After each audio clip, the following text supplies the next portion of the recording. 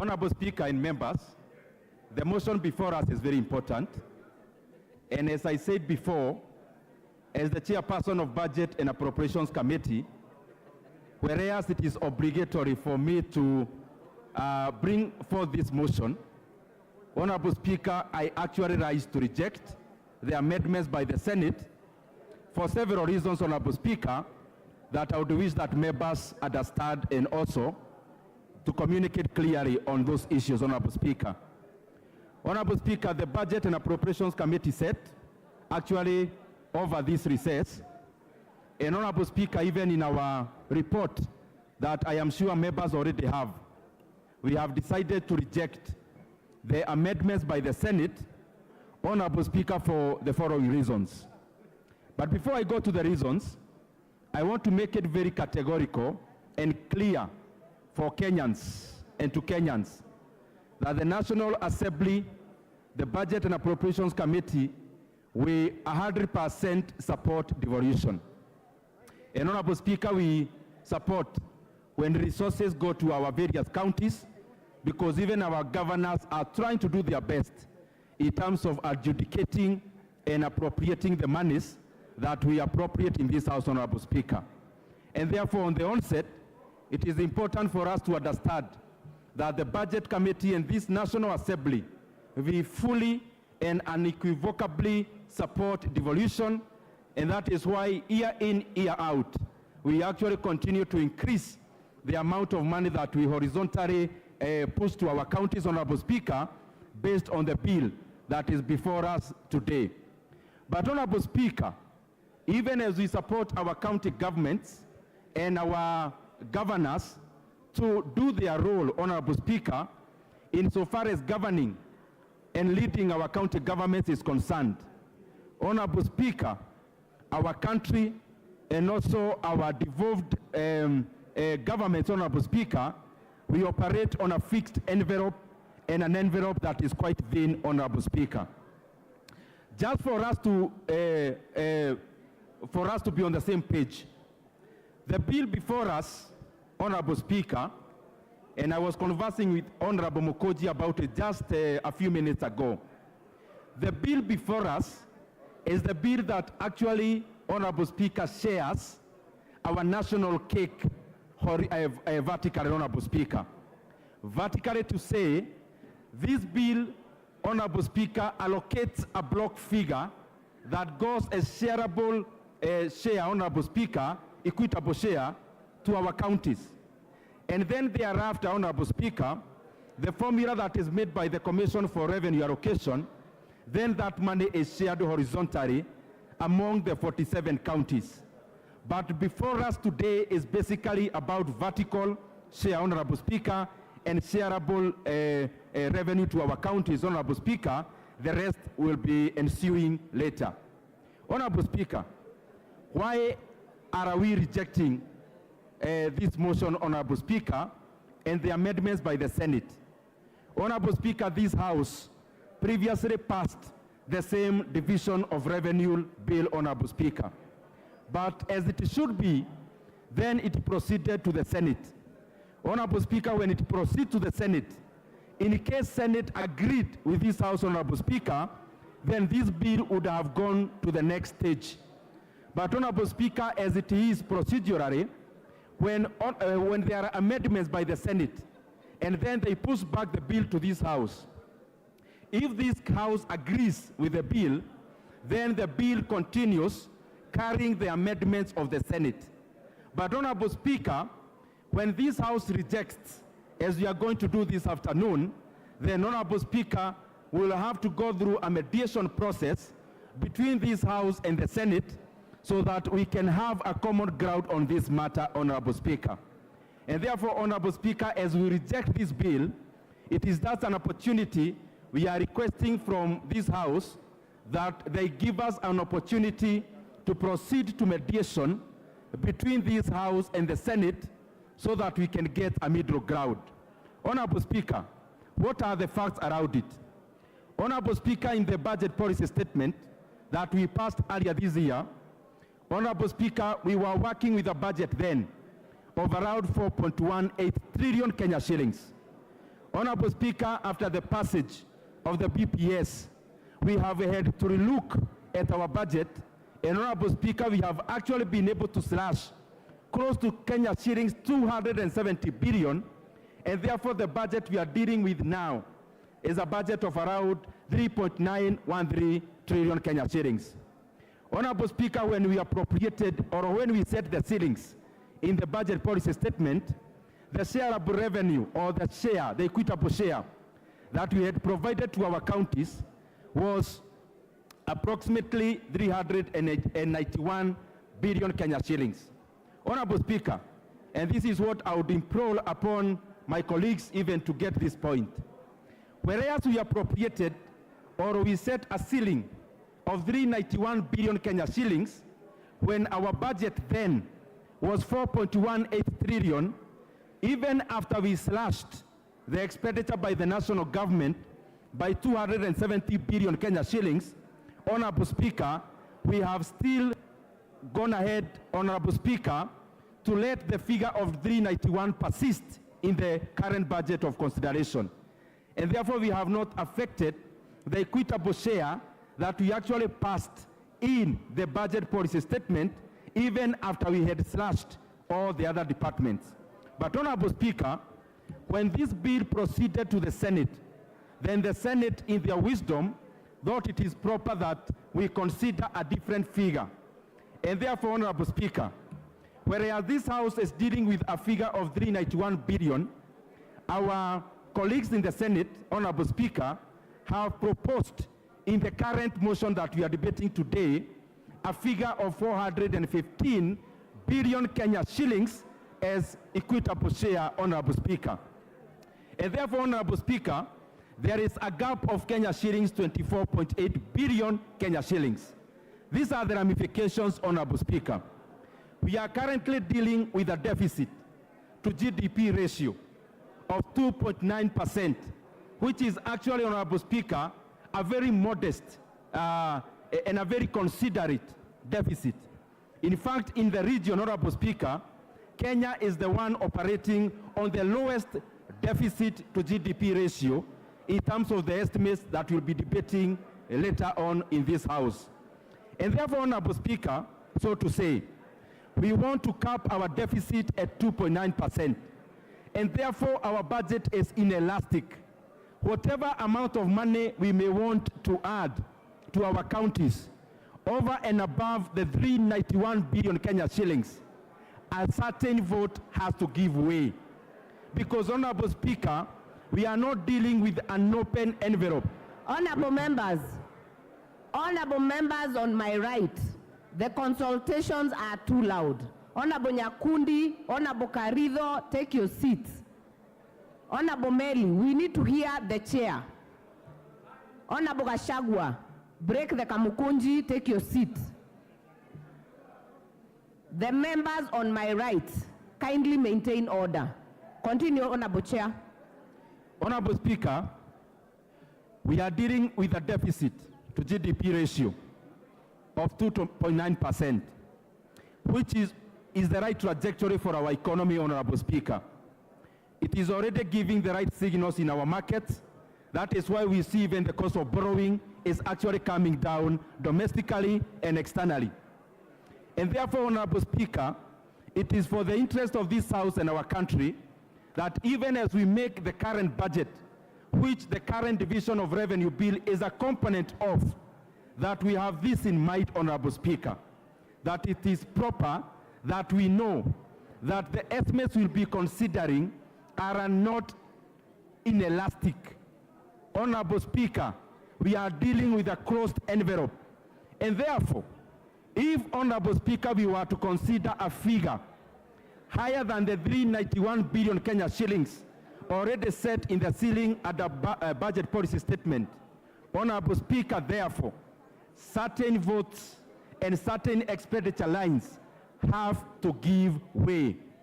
And Honorable Speaker, it is important for this House to also know some of the considerations that are on the table.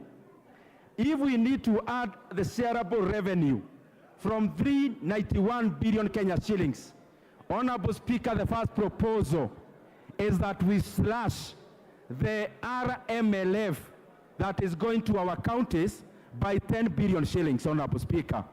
And that is the reason why the Budget and Appropriations Committee rejected the report, Honorable Speaker. Honorable Speaker, the second consideration for us to bridge the gap of the 24 billion is for us to slash NGCDF, Honorable Speaker, from the current proposed figure, Honorable Speaker, and we slash NGCDF by 10 billion Kenya shillings to go into the shareable revenue, Honorable Speaker. If the wisdom of this House is to agree with the Senate, then we'll have no choice than to slash Kenya shillings 10 billion at the RMLF to go to the shareable revenue, Honorable Speaker. And that is one of the reasons why, the Budget and Appropriations Committee rejected. Honorable Speaker, secondly, if you are to agree with the current amendments by the Senate, we may have to slash Kenya shillings 10 billion from NGCDF to go to the shareable revenue. And Honorable Speaker, that is the second reason that the Budget and Appropriations Committee rejected those proposals by the Senate, Honorable Speaker. And therefore, Honorable Speaker, as I wind up, I request this House to agree with the Budget and Appropriations Committee. We reject, Honorable Speaker, the proposed amendment by the Senate so that we proceed to the mediation so that we are able to safeguard critical areas which we have already ring-fenced, Honorable Speaker, like RMLF, like NGCDF, which we have already done already. So by this House agreeing for us to reject, we'll be saying this, Honorable Speaker, that Kenya shillings 10 billion goes back to the Constituency Roads Committee in our constituencies. By rejecting, Honorable Speaker, we'll be saying no to cuts on NGCDF, Honorable Speaker, because NGCDF, or Honorable Speaker, the proposals we are already in the process of doing, Honorable Speaker, and it will be injurious to NGCDF committees across the country, Honorable Speaker, if we agree with the current amendments. Honorable Speaker, I now request the very able Vice Chairperson of the Budget and Appropriations Committee, the Honorable Mary Amase, to second in rejection of these amendments. Reject. Honorable Amase, you have the floor. Thank you, Madam Speaker. Madam Speaker, Honorable Amase, other members, let us be orderly. Honorable Kawanjiko, wind up that meeting. Honorable Amase, you have the floor. Thank you, Madam Speaker, for protecting me. Madam Speaker, from the onset, I arise to second the rejection of the proposed amendment bill by the Senate, National Assembly Bill number 14 of 2024. As already alluded by the chair, the discussion is about the variance. National Assembly proposed the 391 billion and the Senate is proposing 415. The issue is that 10 billion difference has got to come from somewhere. Some vote has got to give way. And members, you've already had the proposals on the table that this money may have to come from the RMLF or probably from the NGCDF. That money has got to come from somewhere if we have to top up this amount to the figure that's being proposed by the Senate. We all understand the state of the economy. We are operating within boundaries set by the BPS. So we cannot accept this proposal. So honorable members, our advice as the Budget Committee is that we reject the proposed amendments. I second, Honorable Speaker. Honorable members, I therefore propose the question that the Senate amendment to the Division of Revenue, National Assembly Bill number 14 of 2024 be now considered.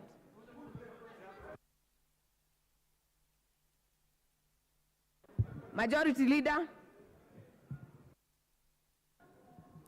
Honorable Speaker, I rise to agree with the Committee on Budget and Appropriations.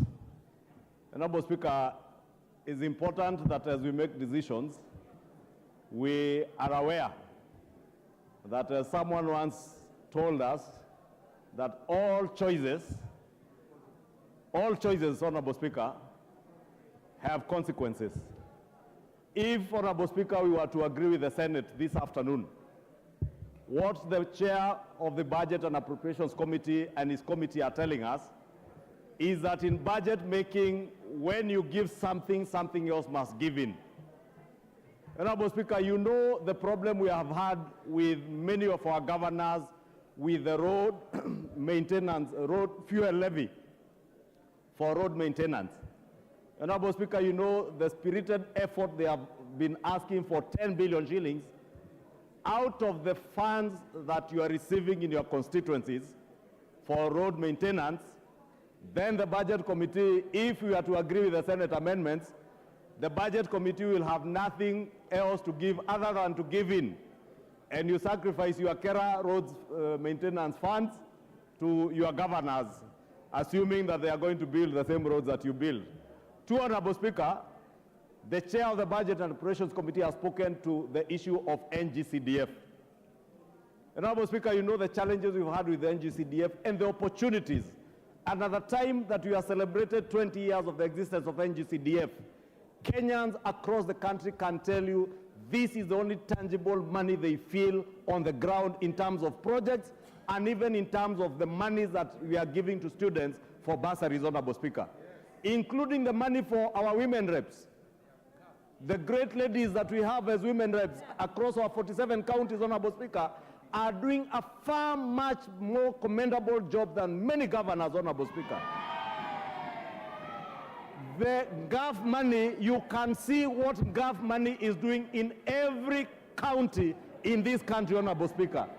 Our women leaders, Honorable Speaker, that is why, at the risk of stepping on our my male colleagues' friends, Honorable members, women members, it's totally out of order to shout in the House. You know how you can do what you're doing, but don't shout. Honorable Speaker, I was saying, at the risk of being lynched by many male governors and prospective governors, I have proposed that if I had the ability to alter part of our constitution, I would propose that our women leaders even have the governor position as an affirmative action seat, because they are good in managing funds, Honorable Speaker. And I don't say this, Honorable Speaker, because I'm a father to girls. I have seen, as I grew up, my own mother taking care of the pennies, knowing that when you take care of the pennies, the pounds will take care of themselves. And I believe many women leaders in this country have that belief, that if you take care of the small money they have, these women leaders under GOV have very little, I think about 7 or 8 million shillings per county, but you can see the effect of that money on the ground. How then do we allow those amendments that are coming to take away money from GOV to give it to governors? It will be injustice not to the women leaders, but to the people of Kenya who are depending on their mothers and their sisters in GOV to take care of them in terms of bursaries and social protection funds, Honorable Speaker. And Honorable Speaker, I don't need to re-emphasize that we never see the value of money that is going to counties across the country, without exception, Honorable Speaker. I know there are some counties like Homa Bay where we can see good work being done. I know there are counties like Nakuru where we can see good work being done. And there are counties that are messy, Honorable Speaker. There are counties where the Auditor General is telling you, my county in Kiambu, close to 1 billion shillings on roads has gone to waste. Close to another 100 million shillings that was being given as fertilizer and chicks, Honorable Speaker, has been stolen, Honorable Speaker. Honorable Speaker, I don't just say this to support women governors, but I can say without any fear of contradiction, our women leaders are doing a great job as governors, and I would urge Kenyans to continue supporting our women leaders. These are great leaders, Honorable Speaker. You, Honorable Majority Leader, are you done? Okay. Honorable Junet.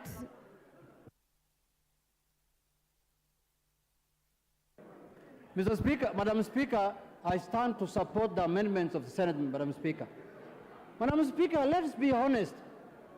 And let us be honest to ourselves, and let us be honest to Kenyans, Madam Speaker. Madam Speaker, some of these counties that you are seeing in this country have seen $1 billion shillings for the first time in their lives after devolution, Madam Speaker. We shall not be used as a house to kill devolution, Madam Speaker. We must stand up, because that is the only way we are going to save devolution, Madam Speaker. Madam Speaker, as you are aware, the Senate has only asked for an increment.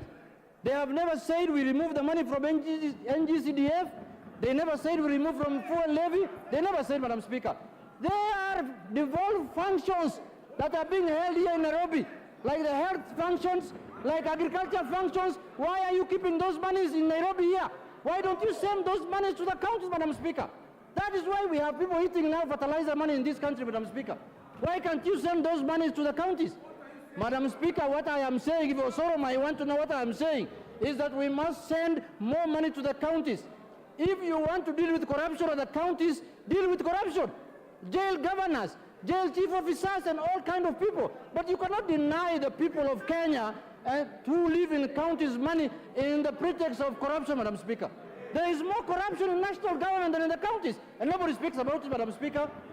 90% of our resources remain in the national government. It doesn't remain in the counties. We are devolving less than 15% to counties, and we magnify the corruption there as though that is the only money that is in Kenya, Madam Speaker. Monies are in Nairobi. Monies are in ministries. Monies are in PSS and ministers here. That is why we are dealing with issues of fertilizer today, Madam Speaker. Madam Speaker, I want to urge this House, let us not be used as a house to kill devolution. What is going to bring life to this country? What is going to develop this country? What is going to make this country a first world country, Madam Speaker, is devolution. That is how Germany developed, that is how France developed, and that is how all democracies developed, Madam Speaker. Madam Speaker, I want to say this.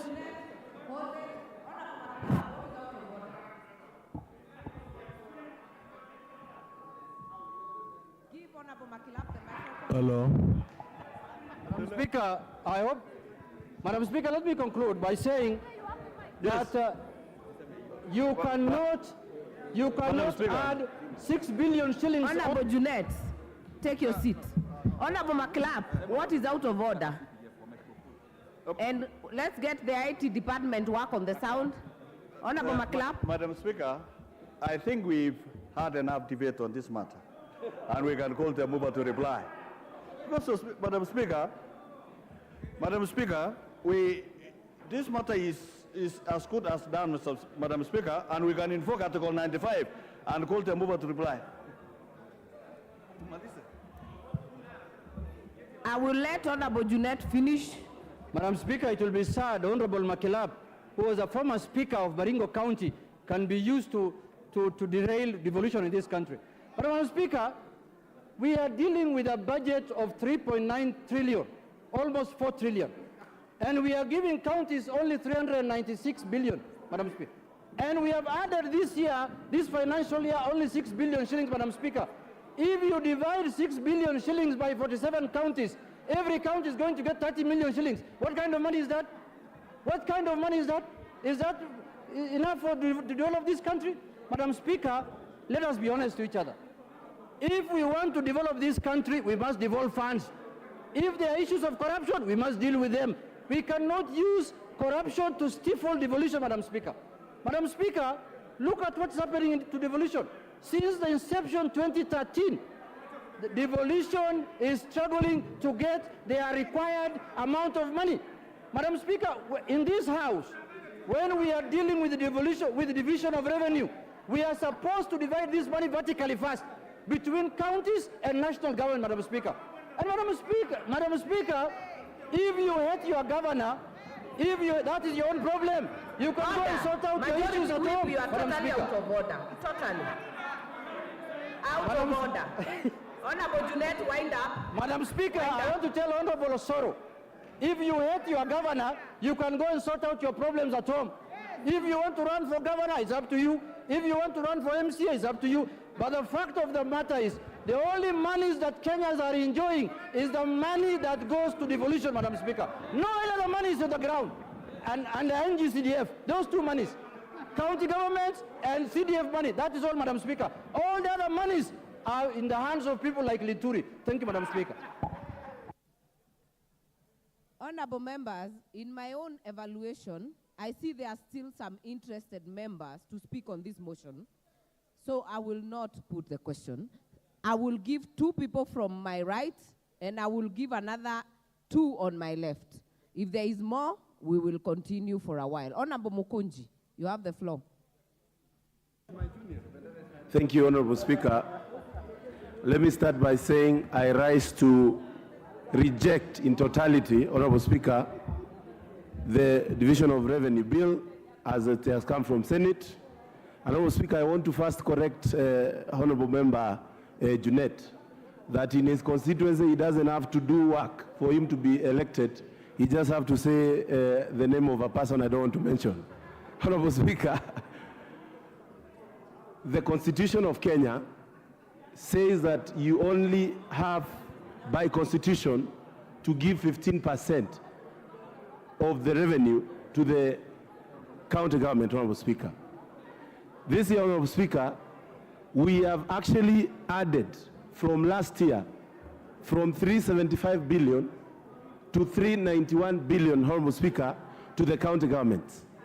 Honorable Speaker, many people will agree with me that the money that goes to the county is invisible compared to any other resources that come through GOV, NGCDF, and Honorable Speaker, money that is actually appropriated through CARE, Honorable Speaker.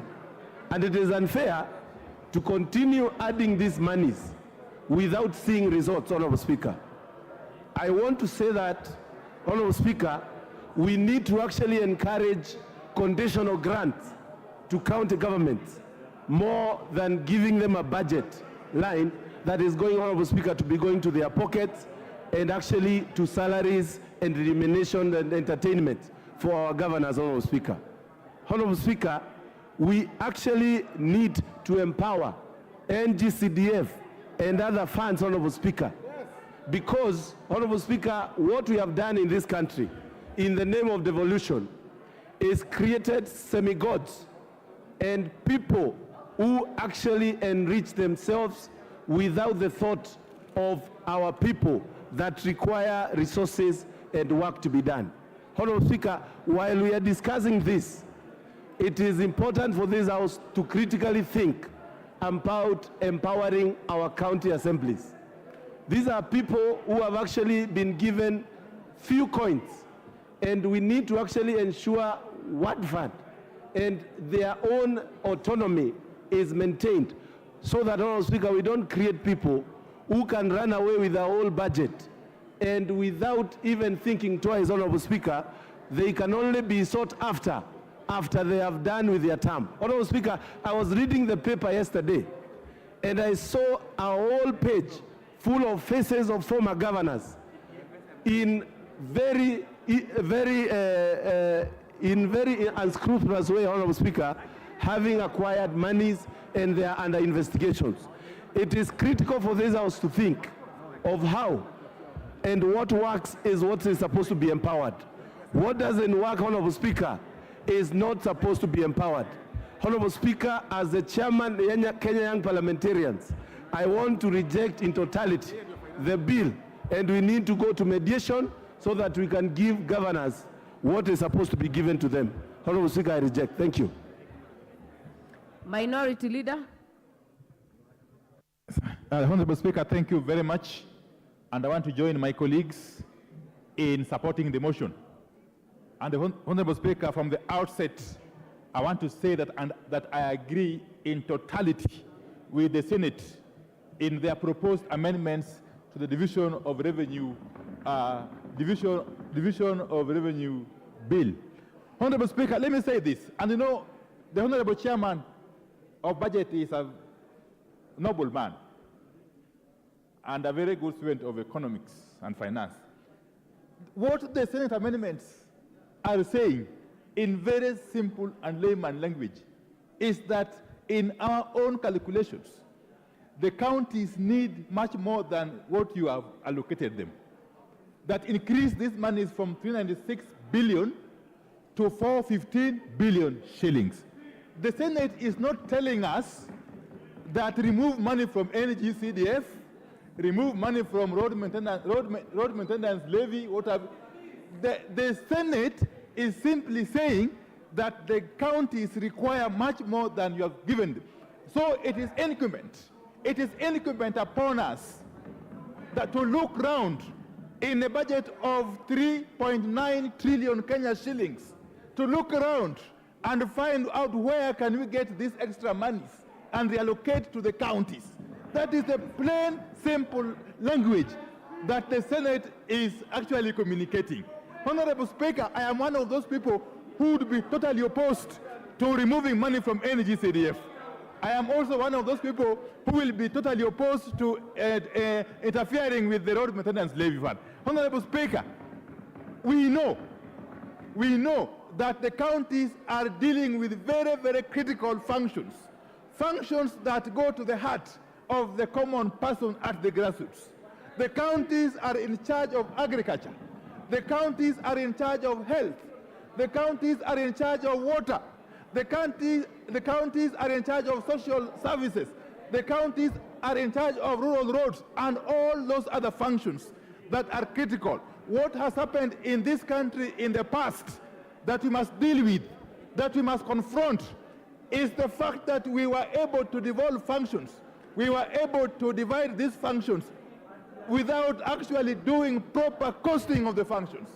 The end result is that counties have been given functions which they are unable to perform, Honorable Speaker. Counties have been given functions without the requisite funds to manage those functions. It is a duty, it is a historic duty of this House to right those wrongs. The only way to right those wrongs is to be reasonable, is to be sensible, is to address these issues objectively.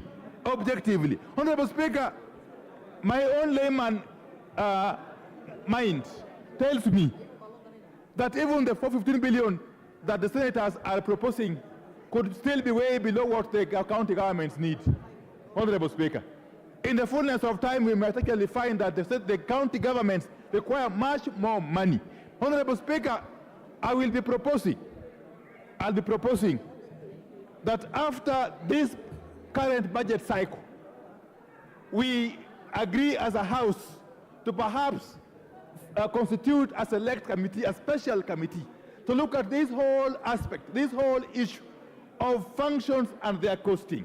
Honorable Speaker, unless we do that, we shall continue to starve counties of the monies they need to implement, to perform the functions that they have been accorded, Honorable Speaker. And therefore, Honorable Speaker, this is a no-brainer. I want to plead to my colleagues to support this motion and endorse the amendments as proposed by the Senate. Thank you, Honorable Speaker. Honorable members, you'll give me some time. I said I'll give 2 from my right and 2 from my left. I have given 1 each. I'll now give the majority whip.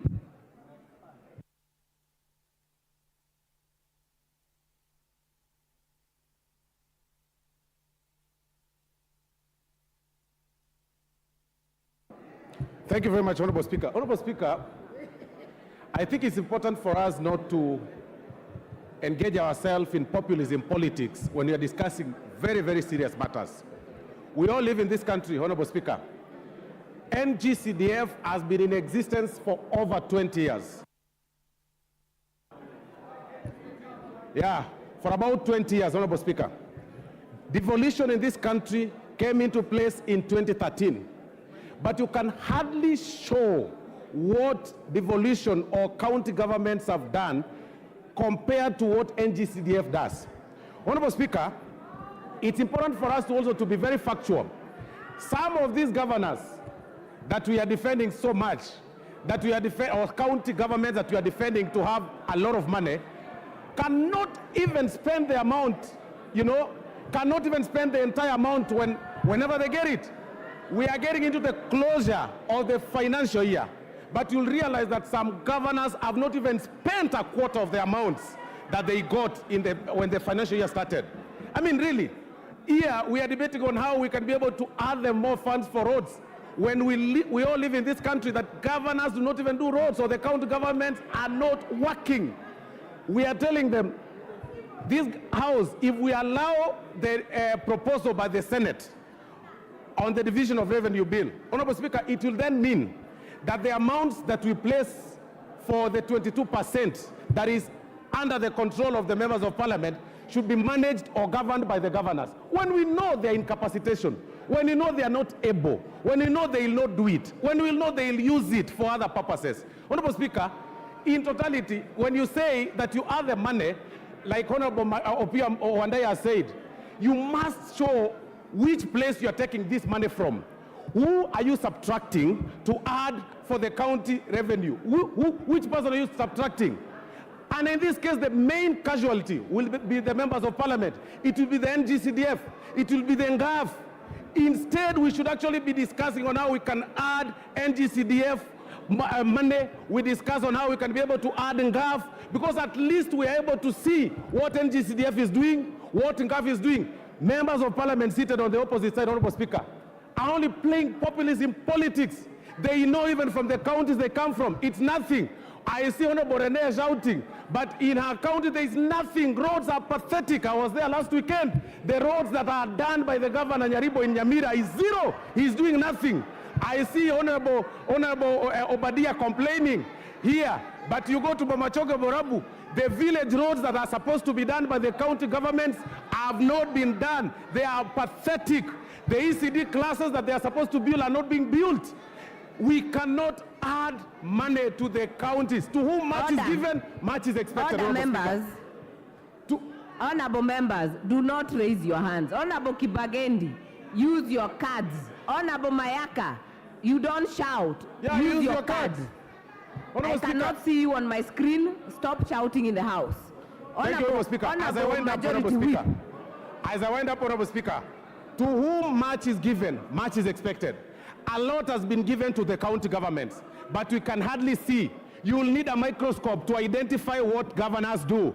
But everything NGCDF does is in full glare of the eyes of everybody. Everything that the NGAF is doing is visible.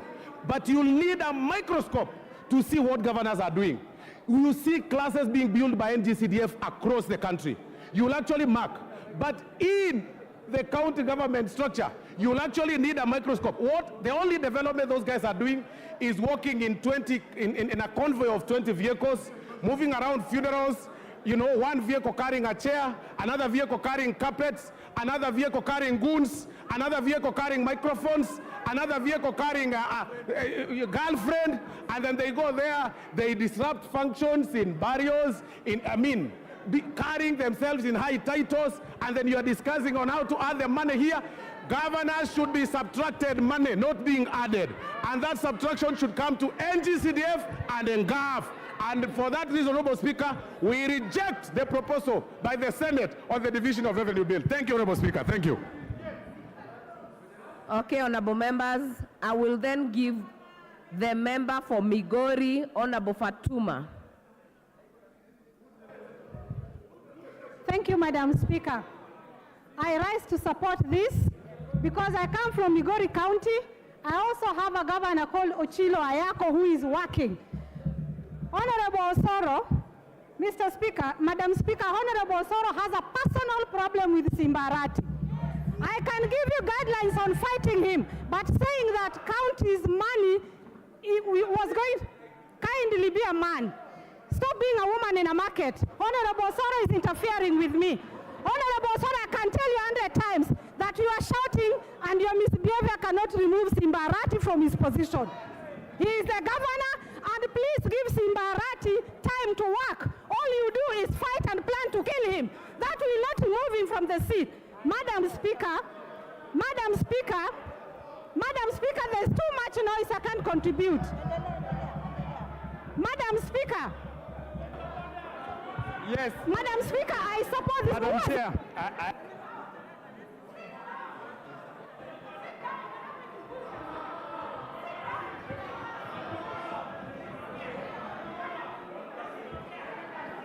You are not on microphone. Order, members. Order, members. Point of order is not done by shouting. Honorable member for Madeira, it is not shouting. You put your card and put intervention. Honorable Bowen, what is out of order?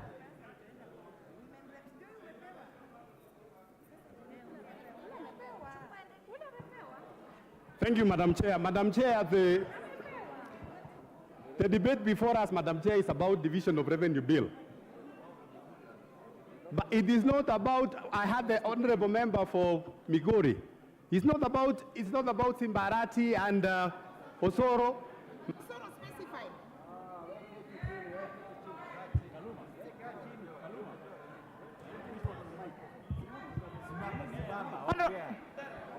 Madam Speaker, I was just asking if the member is in order to discuss people who are not in this house and also to stick to the relevance of the debate in the house. Who is killing who? And who is killing who, Madam Chair? Because she made some unsubstantiated claims of killings. I think the Honorable Chair of Migori is completely out of order.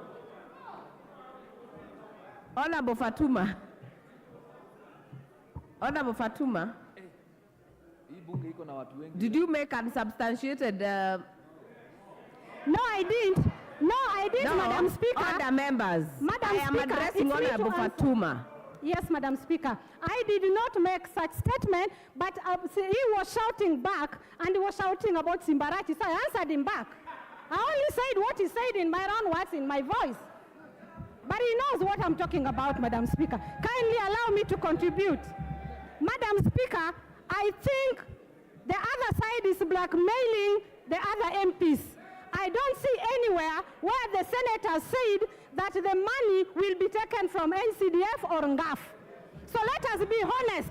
You have cheated Kenyans enough times, and we can't continue cheating Kenyans. Honorable, when it comes to this, member for Migori, stick to the relevant topic. But I am very relevant, Madam Speaker. Madam Members Speaker. on my right also maintain decorum. Honorable Fatuma, continue. Madam Speaker, I'm very relevant because I listened to the two speakers from the other side, what they said. And they said that NGAF is working well, NCDF is working well. My point is this. I agree 100% that NCDF is working well and NGAF, but I don't see anywhere in that bill where they have stated that money will be taken from this other kitty. So the Kenyans are watching. Let us be honest with Kenyans. We can't continue blackmailing Kenyans anymore. Counties need more money. We have seen many things that were not in other counties. Madam Speaker, I would like to bring to this House that not everybody voted for this government. And we are known that a government that you never voted for always do not give you development. It is only the county government that comes to our rescue, especially the minority. So we cannot blackmail here and talk of NCDF. Look at Honorable Osoro. When I talk of those statements like killing because of his behavior, he behaved so badly. Like a first time who never even went to school. We went to school, let us behave like people went to school. Arati will win whether you like it or not. Madam Speaker,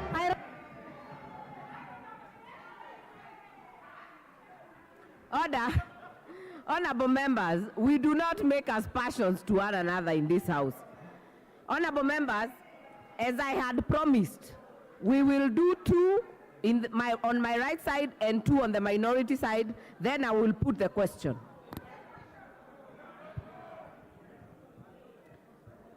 Order, members. I therefore put the question. Oh, yes, before we get to the question, we will have the Chair, Budget and Appropriations Committee to reply. Thank you very much, Honorable Speaker. And I actually rise to agree with all the members who have had a contribution to make this afternoon. I agree with the members on the right side of the Speaker, and I also agree with the members on the left side of the Speaker. I agree with the Majority Leader as much as I...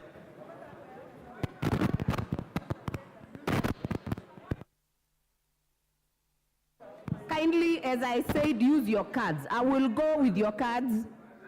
If you have a point of order, I need to see on my screen. Honorable Speaker, Honorable Speaker, I agree with the Majority Leader, Honorable Kimani Ichung'wah, as much as I agree with the Minority Leader, Honorable Opio, Honorable Speaker. I agree with Honorable Osoro, as much as I agree with Honorable Junet. Member All for those Suba points. North, what is out of order? Hold on, Honorable Dende. Thank you, Madam Speaker. I do apologize for the Chair of Budget, who is my chair. I don't want to interrupt him. But, Madam Speaker, I don't think it is in order for Honorable Soro to be physically making sexually suggestive gestures in this House. He is pointing to his penis in this House while pointing at Honorable Fatuma. It is completely out of order. It is abhorrent. It is backward. Madam Speaker, it is not allowed in this House. Order. We don't even know whether he performs. What is he showing us here? Order, Honorable Mili.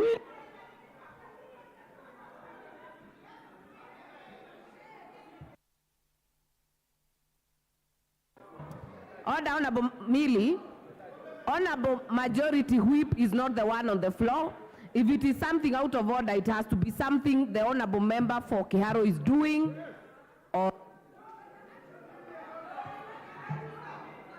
So continue, Honorable Member for Kiharo. Okay. Honorable Speaker. Honorable Speaker.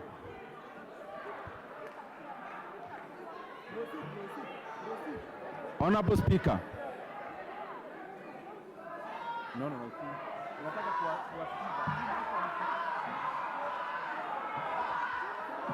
Okay. Honorable Speaker. Honorable Member for Suba North. I know you are never ashamed of your sexuality, Okay. but I don't think we have gotten to that point. Honorable Mili. So let's allow Member for Kiharo to finish. Finish your reply, Honorable Member Honorable for Kiharo. Speaker, I thank you very much. Honorable Speaker, I'll take very short time, so I request members, if it's possible, we can listen to each other. Honorable Speaker, I have listened to all the members in this House this afternoon, and I actually agree with all of them. I agree with the Majority Leader, Honorable Ichung'wah, at the same breath as I agree with Honorable Opio Andai, Honorable Speaker, who is my former chair in PAC. Honorable Speaker, I agree with Honorable Osoro, and also I agree with Honorable Junet, as much as I agree with Honorable Fatuma, as much as I agree with Honorable Mokoji and all the others. The reason for saying that, Honorable Speaker, there are some things that are without any doubt. That number one, this House supports devolution, as it was said by Honorable Junet. Just for the record purpose, ourselves on the right side, we support devolution as much as the right side, Honorable Speaker. This money goes to our counties, and we want our counties to develop. Honorable Speaker, we also have governors who are doing a good job, Honorable Speaker, including across the country, Honorable Speaker. Honorable Speaker, this is the only departure point, that the amount of money we are considering is limited. But even as such, Honorable Speaker, I agree with all the members, Honorable Speaker, that we need to give our counties more money, Honorable Speaker. And that is why the Budget and Appropriations Committee, actually in the budget policy statement, we went ahead, Honorable Speaker, and added our county governments Kenya shillings 4 billion in conditional grants. Honorable Speaker, the money that is already there, it was not touched, Honorable Speaker. Honorable Speaker, it is the same reason, Honorable Speaker, as was stated by Honorable Junet, as was stated by Honorable Fatuma, Honorable Speaker, that our counties need more money. That is the same reason, Honorable Speaker, we were able to increase the monies going to our counties horizontally from Kenya shillings 375 billion to 381 billion Kenya shillings. Honorable Speaker, even beyond the constitutional threshold of 15%, the current consideration is actually 24%, Honorable Speaker. And therefore we agree our counties need more money. It is the same way, Honorable Speaker, that we agree we need more money in GOV. We need more money to electricity. We need more money to the agricultural sector. We need more money to all the other sectors. We agree in that, Honorable Speaker. The only thing I beseech honorable members that we consider that when we are dealing with a static deficit of 2.9%, we are dealing with a closed envelope. In that closed envelope, Honorable Speaker, if you want to increase monies in the shareable revenue, Honorable Speaker, the equitable share, then something has to give way. And Honorable Speaker, the low-lying fruit across this debate, because it is not new, I want members to listen to me carefully, Honorable Speaker. If there are motions that we bring as budget committee, which we are almost indifferent, it is like this one. Whichever way the House votes, the budget committee is okay with it, Honorable Speaker. The only thing I want to beseech this House, then when we bring the estimates, and you see some cuts in other areas, Honorable Speaker, will only be fulfilling your vote of today. So when we vote to increase money from 391 to 415, the budget committee is indifferent, Honorable Speaker, because you are your servants. But Honorable Speaker, where we target most as the government, as parliament, is where there has been increments. If you look at the budget policy statement, which areas had increments, Honorable Speaker? One area that had an increment, and therefore is a low-lying fruit, is 50 million shillings for electricity to every constituency. The second low-lying fruit is NGCDF, which we added 8 billion. The other, Honorable Speaker, is RMLF. That is why I request this House to vote nay, Honorable Speaker, to safeguard those votes, Honorable Speaker, and I seek to move.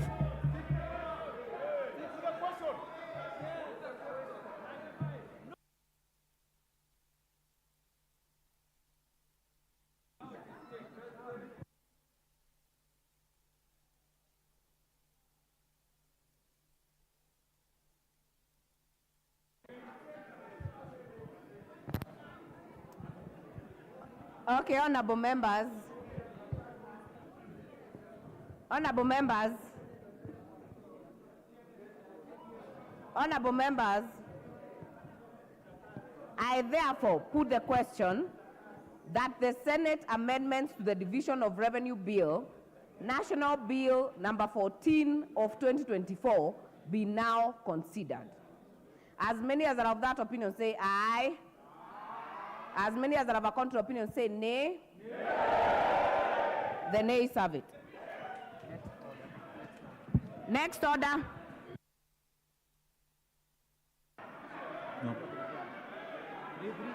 Order number 11, motion ratification of the multilateral convention to implement tax treaty related measures to prevent base erosion and profit shifting MLI. Mover to reply. The next order is already called. Take your seats.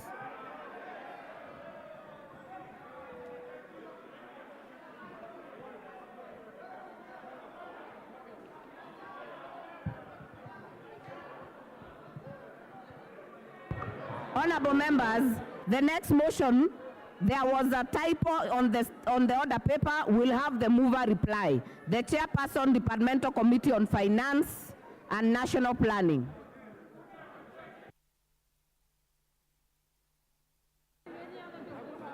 Honorable Kuria Kimani, are you in the house? Honorable Speaker, I want to thank all the members that contributed on this robust conversation on the ratification of the multilateral convention to implement tax treaty related measures to prevent base erosion and profit shifting. And Honorable Speaker, this is one of the avenues that we're looking forward. We really discourage repatriation of a lot of hard-earned incomes that goes to other countries through tax planning, base erosion, and profit shifting. I want to thank the members who contributed to this discussion that gave us very, very good insights on these particular multilateral tax treaties. And you're hoping that moving forward, therefore, Kenya now will not just be more marketable globally, Honorable Speaker, but also, and most importantly, that we're not going to erode the profits and the base for incomes that are generated in this country, Honorable Speaker. And with that, I beg to second. Honorable members, I therefore put the question that this House adopts the report of the Departmental Committee on Finance and National Planning on its consideration of the multilateral convention to implement tax treaty-related measures to prevent base erosion and profit shifting, laid on the table of the House on Tuesday, 30th April 2024. Order, members. And pursuant to the provisions of Section 8.4 of the Treaty Making and Ratification Act 2012, approves the ratification of the Multilateral Convention to implement tax treaty-related measures to prevent base erosion and profit shifting, subject to reservations on Article 5, application of methods of elimination of double taxation, and Article 16, mutual agreement procedure. As many as are of that opinion say aye. Aye. As many as are of a contrary opinion say nay. The ayes have it. Forward.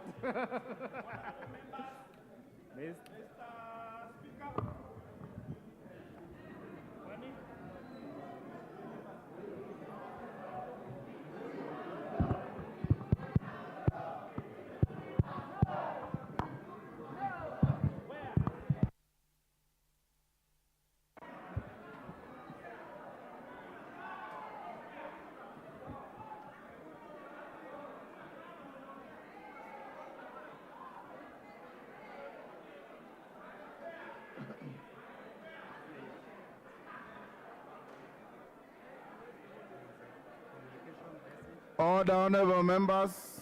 Order. Take your seats, honorable members.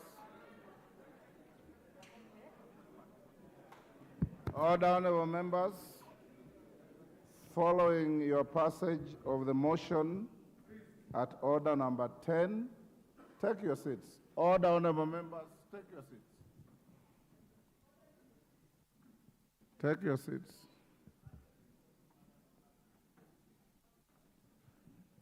Following your passage of the motion at order number 10, allow me to make the following short communications. Honorable members, this is a message from the Senate that pursuant to the provision of Standing Order 41.1 of the National Assembly Standing Orders, I wish to report to the House that I've received a message from the Senate regarding the appointment of senators to a mediation committee. The message conveys that pursuant to Article 113 of the Constitution, the Speaker of the Senate has appointed senators to a mediation committee to consider the Water Amendment Bill, National Assembly Bill number 33 of 2023. Honorable members, the following senators have been appointed to the said committee: Honorable Senator John Matthew Muhia MP, Senator Dr. Steve Lutebesi Lelegwe MP, Honorable Senator Wahome Wamatinga MP, Honorable Senator Mariam Shehomar MP, Honorable Senator Jones Mwashushe Mwaruma MP, Honorable Senator Agnes Kavindu Mudama SCMP, and Honorable Senator Beatrice Akinyi Ogola MP. Honorable members, you will recall that on Tuesday, 30th April 2024, the House rejected the Senate amendments to the Water Amendment Bill, National Assembly Bill number 33 of 2023. This effectively committed the bill to a mediation committee pursuant to Article 112(12)B of the Constitution. Subsequently, I appointed 7 members to the committee to represent the National Assembly via a communication issued on 6th May 2024. Following the appointment of senators, the mediation committee is now fully constituted. As contemplated under Article 113 of the Constitution, I therefore call upon the committee to expeditiously consider the respective bill and submit a version of the bill for consideration by the Houses of Parliament. In considering the bill, I hasten to remind the committee to be alive to the timelines provided under Article 1134 of the Constitution to ensure the bicameral process is concluded. I thank you. Second communication, honorable members, relates to the appointment of members to a mediation committee on the Division of Revenue Bill on the motion you have just passed. You have just concluded. I think you rejected the motion. You rejected. Honorable members, the communication relates to a decision that the House has made on the Senate amendments to the Division of Revenue Bill, National Assembly Bill number 14 of 2024. As you are all aware, today, Monday, 13th May 2024, a few minutes ago, the House rejected the motion on consideration of the Senate amendments to the Division of Revenue Bill 2024. This decision, honorable members, consequently remits the bill to a mediation committee in accordance with Article 112 of the Constitution and Standing Order 149. Honorable members, Article 113 of the Constitution requires that whenever a bill is referred to a mediation committee, the speakers of the Houses of Parliament shall appoint an equal number of members from both houses to attempt to develop a version of the bill for consideration by the Houses of Parliament. In this regard, honorable members, having consulted with the leaders of the House, I have appointed the following members to represent the National Assembly to the mediation. Honorable members, you know I've been sitting behind here. If you are not aware, honorable members, the following members will go to the mediation committee: the Honorable Ndindi Nyoro, CBS MP, the Honorable Mary Massa MP, the Honorable David Ocheng, CBS MP, the Honorable Nyakundi Mokaya MP, the Honorable Samuel Moroto, CBS MP, the Honorable Samuel Atande MP, the Honorable Naisula Laisuda MP, the Honorable Dr. Makali Mulu MP, and the Honorable Ali Wario Guyo MP. Honorable members, the aforementioned members will await the appointment of senators to the mediation committee for the committee to be fully constituted for purposes of commencing the mediation process. Once I receive a message from the Senate to that effect, I'll convey the same to the House. Thereafter, the mediation committee will embark on an attempt to develop a mediated version of the bill in accordance with Article 113 of the Constitution. The House is accordingly guided. The last, honorable members,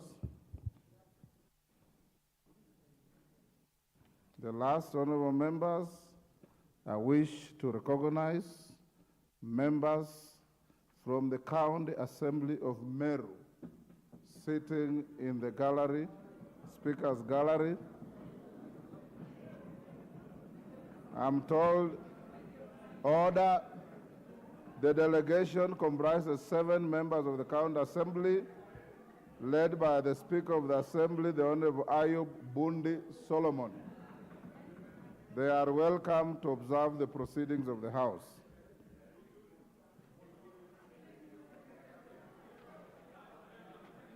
Honorable members, order. Honorable members, we now go back to order number 5. I have scanned through the report of the committee. I have approved the same, and I now invite the chair of the committee to table the report. Order number 5, papers.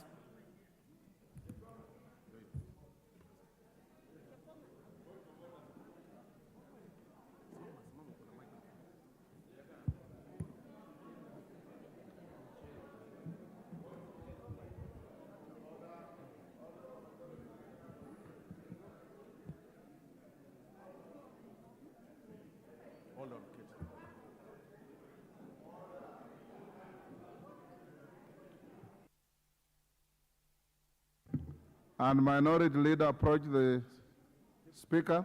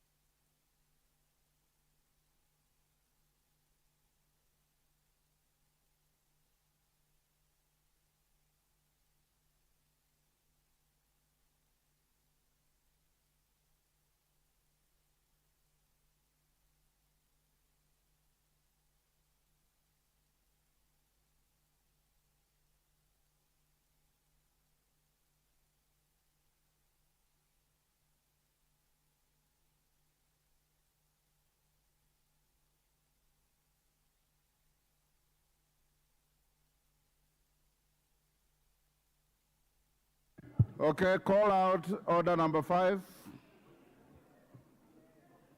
Order number 5, papers. Honorable Naomi Wako.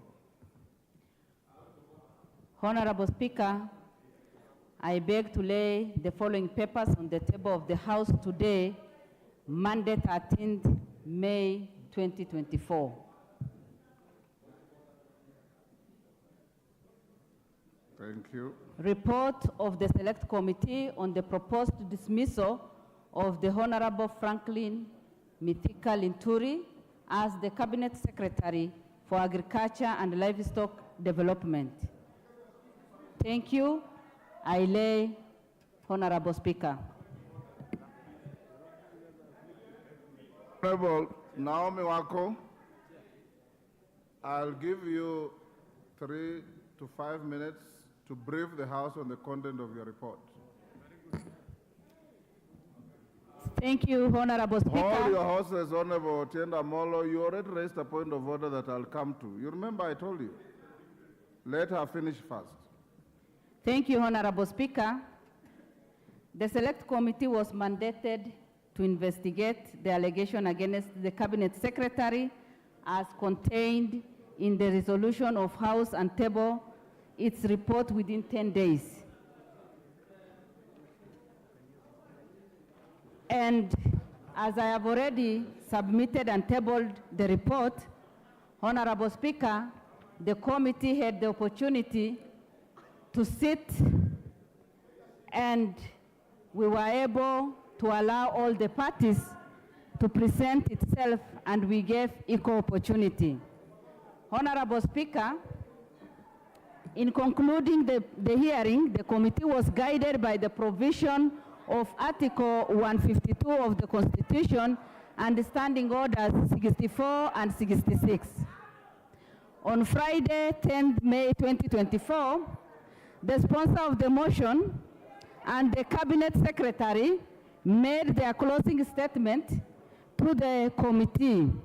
The closing statement marked the end of the hearing proceedings, and the committee subsequently embarked on report writing. Honorable Speaker, Standing Order 199 provides that a report of committee shall be adopted by a majority of the members. The committee adopted its report on Monday, 13th. Today, 4 members of the committee dissented and made their opinion known before the committee. The dissenting opinion is attached to the report of the committee.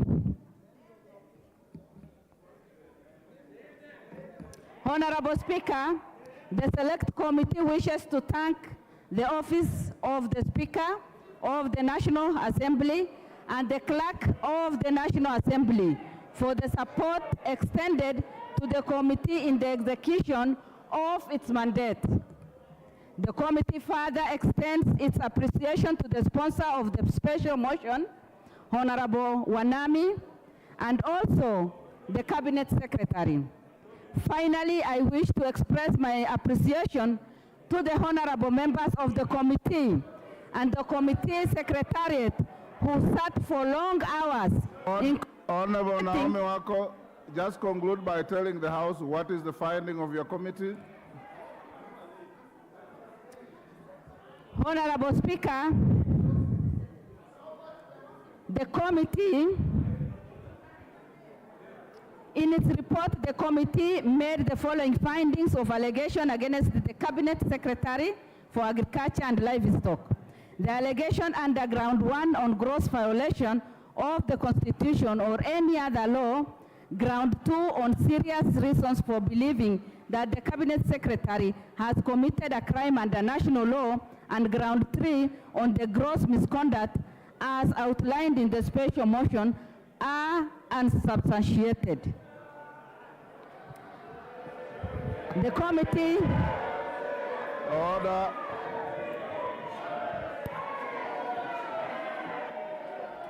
Order, honorable members. Order. Order, order, order. Wanjala, order. Order, honorable members. Order, Hillary, take your seat. Order, Hillary, take your seat. Honorable members, as you know, the Select Committee has discharged its constitutional mandate. Listen to me, I'm going back to what Otienda Amolo raised. Being an ad hoc committee in nature, the Select Committee now stands dissolved. 2, under Article 152 of the Constitution, as was read to you by the Honorable Otienda Amolo and myself, Sub-Article 9A, if the committee finds that the allegations are not substantiated, no further proceedings shall be taken. 2, being oblivious of the enormity of the matter and having consulted with the majority and minority leaders, I'll give the floor to 4 members on this side, including 4 members plus the minority leader. I'll give 4 members on this side plus the majority leader, and thereafter, all the Honorable Marian Kaitani. When the Speaker is on his feet, all the Honorable members, order, Honorable Junet Mohammed, I want to caution you and everybody thinking like you that this is not a matrimonial court. This is a house of parliament, and I will not entertain any extraneous issues. Be advised. So I will allow 4 on this side plus the majority leader, 4 on this side plus the minority leader. Let me hear the point of order by Otienda Amolo. I will also hear you. Thank you, Mr. Speaker. Mr. Speaker, I thank you for those directions. I think it is the right thing to do, and I will still be reserving my hope to contribute. But the point of order is this, Mr. Speaker. I rise under Standing Order 90 as read with Standing Order 107(1)(e) in terms of conflict of interest. Mr. Speaker, as a member of this House and as a lawyer, I have spoken and interacted with some of the members of the Select Committee. And a disclosure has been made to me that questions and alleges impropriety and misconduct by some members of the committee. And I'm not talking of anything out there. I am talking of things disclosed to me as a lawyer and a member of this House. In that event, Mr. Speaker, it is necessary legally and by our procedures that such an issue is referred to the Powers and Privileges Committee first. Because in the event that there's any truth in it, then it vitiates the entire report. It would result in the report being a nullity and this House restarting the process. So I need your direction, Mr. Speaker, because I believe that in that event, it would not even be right to discuss the report. It is a preliminary matter to dispel any such suspicions as required by the Constitution and by our standing orders, Mr. Speaker. Thank you.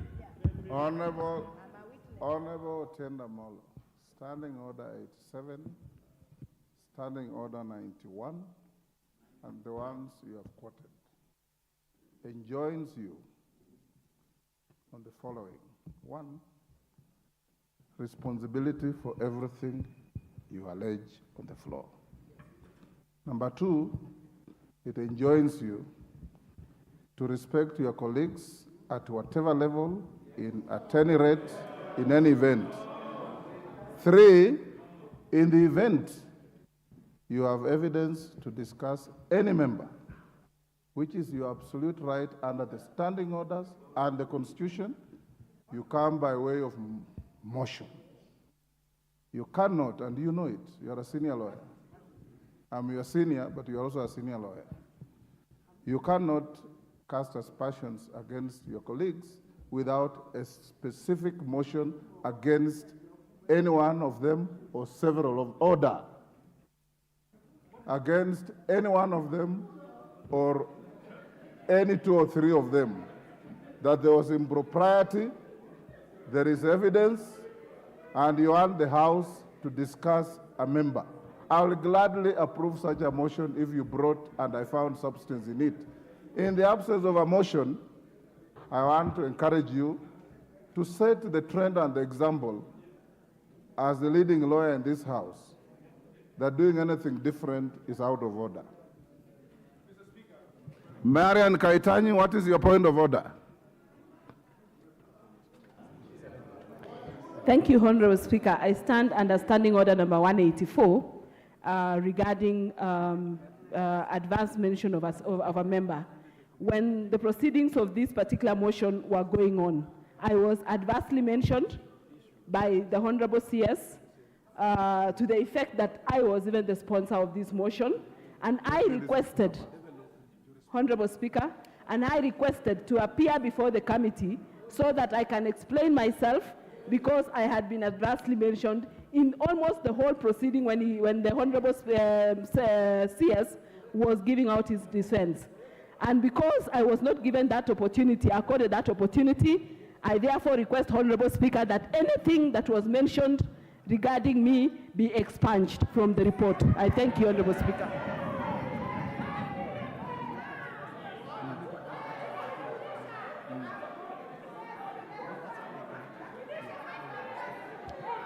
Thank you. Order, honorable members, order.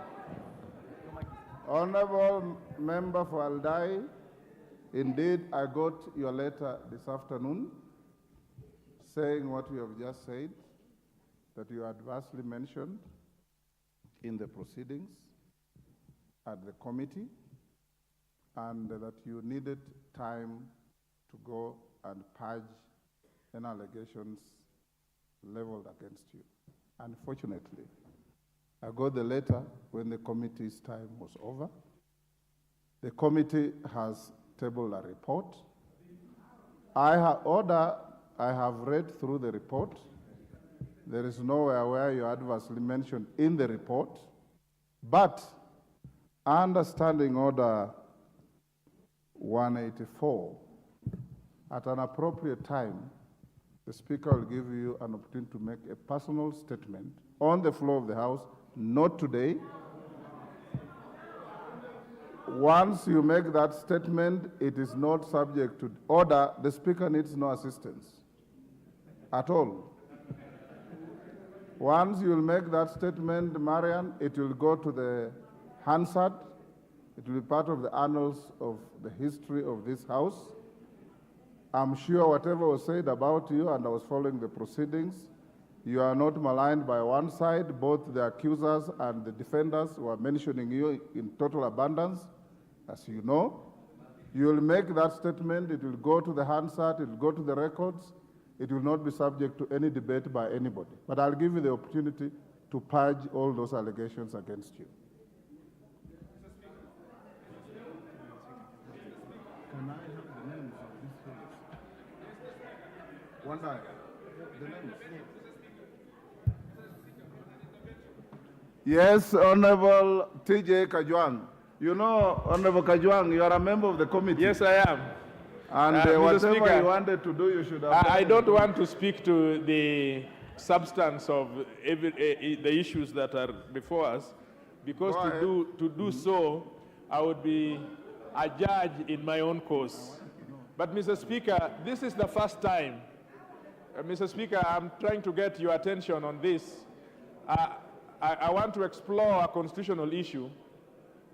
My minority leader, if you could just allow me to get the ear of the Speaker.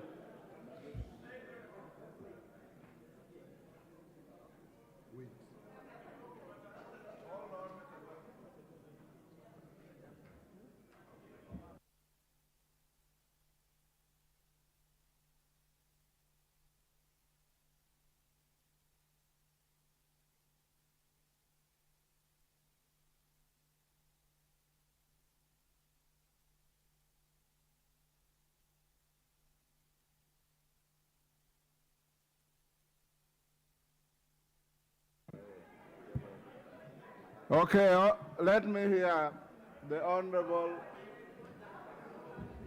TJ Kajwang. Mr. Speaker, I rise to speak for, yes, just 1 minute, for the development of jurisprudence, custom and tradition in this House. This is the first time ever in the history of the new Constitution that we have tackled this matter. The other House has been lucky that in many occasions they have handled such matters. And so it is important, Mr. Speaker, that you go in history as setting a precedent, the legal foundation by which many and others, and you know, Mr. Speaker, it is this House that can impeach or can call the President to question. It is this House that can call emergency or can declare war in this country. And so, Mr. Speaker, I just think that this gives you an opportunity to put the law in such a manner that everybody will have the foundation. Mr. Speaker, you see, a report has been given to you. You have looked at that report. Actually, the words you have used, you have scanned that report. In law, you have perused that report, and you have approved it. But the report has not been given to the members here. The members do not have an opportunity to go to room 8 to read that report, even if that report would die here. But to suggest that the members would accept a report one way or the other without applying their cognitive abilities to it, either to understand that the issues were unsubstantiated or not, would be to deny this House its own conscience and to take away its power to debate. Mr. Speaker, I urge you, Mr. Speaker, that you create a room by which as many members as possible may be able to comment on such issues, even if it is going to, even if it was going to die here. But give Honorable TJ Kajwang, I have no doubt that you've been listening to me, and I know you are a very brilliant, distinguished learned junior. I have said, and you remember what Senior Counsel Otienda Molo raised and pointed out, under the Constitution, and the President we are setting is observance of the Constitution and our standing orders. Under the Constitution, when the report comes back to the House and it says allegations are unsubstantiated, the matter ends there. Even the idea of reading the report becomes an academic exercise. Anybody who wants to read that report is available in the table office. You can pick it and read it. The converse is that if the report had found the allegations substantiated, then the Speaker would have been obligated to set another day for the House to sit. And you will then, as a plenary, debate the report and vote on it. At that stage, then anybody will peruse the report, will mark the report, will underline the report, will critique the report, will do anything with the report and convince the House that the report is right or wrong, and that decision will be made by a vote by the whole House. In the absence of the latter, then the idea of members reading the report remains academic. The Speaker cannot stop you from later looking for the report and reading it. The Speaker cannot stop you from going out there and commenting on the report, but the chips will lie where they fell, on the floor of this House. So I'll now go back to where I started, and the first member I'll call to make a comment is one Julius Meli. Yes, Okello, what is it? Yes, Okello. I thank you. Order, let's listen to Member for Nyando. I thank you very much, Honorable Speaker. Honorable Speaker, I would want to borrow your mind on this. A clear reading of that Article 159 in its entirety, together, Article 152 in its entirety, yeah, particularly Sub-Article 9, read together with our Standing Order number 66, Honorable Speaker, I do believe that the drafters of these two laws, both the standing orders and the Constitution, envisaged a position of unanimity on a matter.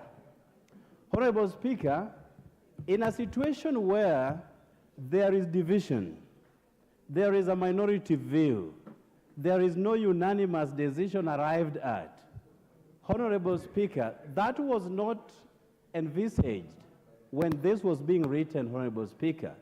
So how do we, as a House, proceed, therefore, in the absence of a unanimous decision? Does it therefore subject it once again to members of Parliament to be heard? Because again, you know, on retrospect, Honorable Speaker, it is 150 members against 7. Take your seat. 150 against 7, You've Honorable made Speaker. your point. Honorable Okello, you are a seasoned member, and you should appreciate what our standing orders say. The report that has been tabled here is from a committee of 11. 7 have signed and substantiated. 4 have penned a dissenting opinion.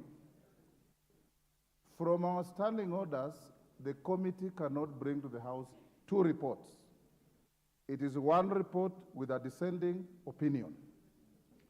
It remains 1 report. 2, there is no provision in the standing orders or in the Constitution that requires that such a report must carry total unanimity. It only talks of majority members of the committee. And that's what is before us, Honorable Okello. So you are trying to borrow my wisdom. I think I've discharged it to you. Yes, Wanjala. Wanjala, what is your point of order? And mention the standing order that you are relying on. That's what every member has been doing. Yeah, Mr. Speaker, I know you are biased against me, and I'm not talking. Mr. Speaker, what is standing order are you relying on? I don't want to indulge in the issue of what the report is all about. But the standing order 159 that allows this motion to come in. Mr. Speaker, I have been in this House and you have been in this House. This exercise, Mr. Speaker, is very expensive for a member of Parliament to bring these kind of motions, Mr. Speaker. And Mr. Speaker, I watched them on the TV. Which standing order did you say? 159? It has no relevance to what you are saying whatsoever. So take your seat. Yes, Sunguli? Order, honorable members. Order, honorable Wanjala. You've had your bite erroneously. The standing order you are talking about has absolutely nothing to do with what you are saying. At all, at all. Yes, Sunguli? Mr. Speaker, I know that you are quite faithful to the, I don't know whether, Mr. Speaker, you can, Mr. Speaker, I know that you are very faithful to the standing orders. Pardon? I know you are faithful to the standing orders. Yes. And it's not for nothing, because you and I were in the original committee that actually established these standing orders. And you know, Mr. Speaker, that was in the 90s. And don't you think, because you sit in the committee that actually rectifies standing orders, don't you think that it is time you move that this kind of standing order be amended so that we do not leave the authority of Parliament in the hands of very few people, especially in such a very grave matter? Thank you, Julius Sunguli. You are a lawyer. You know the law is the law. It's not what it ought to be. And the law as it is now is what I have said. The standing orders belong to this House. If in your wisdom you wish to amend the standing orders, so be it. It is not the Speaker to amend the standing orders. If the House wants to amend standing orders, they are dynamic. As you know, the standing orders that you and I and the late Godana and the late Oboja drafted have been amended several times to where they are today. And you can amend them as you wish. Now let me, honorable members, allow a few members to make comments. Then we go to some other business. I'll start with the Honorable Opio and I. Each member has 3 minutes. The Honorable Speaker. 3 minutes. Is it? Huh? I thought we agreed 10 minutes. Majority and minority, I'll give you 5 each. Each member 3 minutes. Yes, sir. Honorable Speaker, I think we should be a little bit more patient on this matter, Honorable Speaker, because this is a very, very important matter. Honorable Speaker, this is the first time this House, since 2010, is dealing with a motion for the impeachment of a cabinet secretary. It is the first time we are dealing with such a situation, Honorable Speaker. And therefore I want to plead with you that you give us a little bit more time. Honorable Speaker, I want to start from where Honorable Kelo left, very, very quickly. Honorable Speaker, I don't think it was the intention of the framers of our Constitution, 2010, that a decision of this House would be countermanded by a group of 7 people. Honorable Speaker, when we took a vote on this matter last Thursday, a whole 149 members of this House voted overwhelmingly to impeach Cabinet Secretary Mithika Linturi. It was not the intention, I submit, of the framers of the Constitution when they enacted Article 152, Sub-Article 9, read together with Standing Order 66(7), Honorable Speaker. Honorable Speaker, and I'm sure you know, you can teach us better. There's a danger in this idea of literally interpreting the law. I'm sure you know better than me of the Berryman case of 1946. Honorable Speaker, a purposive interpretation of the law would actually lead us to the conclusion that the decision of that select committee should have been subjected to validation of the whole House. Having said that, Honorable Speaker, there's a higher moral responsibility, Honorable Speaker, on the part of the Cabinet Secretary and indeed on the part of the appointing authority, following the overwhelming decision of this House last Thursday in a vote of 149 against 36. I don't think this matter should have even gone up to the select committee stage. In more decent democracies, the moment this House voted 149 against 36 to send Mr. Linturi home, the decent thing he should have done was to resign. Failure to resign, we would have expected the appointing authority to sack him, Honorable Speaker. Those two have not happened. Honorable Speaker, we are now back here today. We are back here today to continue from where we left last Thursday. Honorable Speaker, I want to persuade my colleague members not to give up, regardless of what the minority of 7 members have decided. Honorable Speaker, against all the available evidence, the minority of 7 members who have decided to let the Cabinet Secretary scot-free, this House must remain firm. This House must remain firm and assert its authority. Honorable Speaker, I dare say that following the vote of last Thursday of 149 against 36, this House will be in its rightful place to resolve not to have any dealings with the Cabinet Secretary Mithika Linturi. Honorable Speaker, this House has got the sovereign power on behalf of the people of this country to decide not to recognize Mithika Linturi as a Cabinet Secretary in this government. Honorable Speaker, regardless and despite the resolution of the minority of 7, Honorable Speaker, the minority of 7 have actually brought this House to shame, if I may say so. You have brought the authority of this House into disrepute. They have actually made us become a laughingstock in the eyes of the public. And therefore, to remedy that anomaly, Honorable Speaker, I would be actually right. I would be in order to persuade this House to decline, to refuse to recognize Mithika Linturi as Cabinet Secretary from now going forward, and to continue to urge the appointing authority, who is the President, to take the most logical step and sack this Cabinet Secretary, if only to save this country from the kind of ridicule it has been subjected to. With those very many remarks, Honorable Speaker, I reject and I oppose. Thank you. Order, Honorable Wandai. There is nothing to reject. You just make your comments. You are not going to vote anything. I now invite Honorable Osoro. Thank you very much, Honorable Speaker. Honorable Speaker, this is a house of debate and procedures.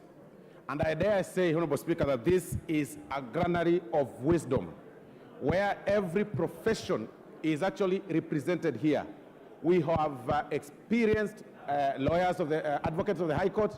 We have doctors. We have accountants. We have bishops.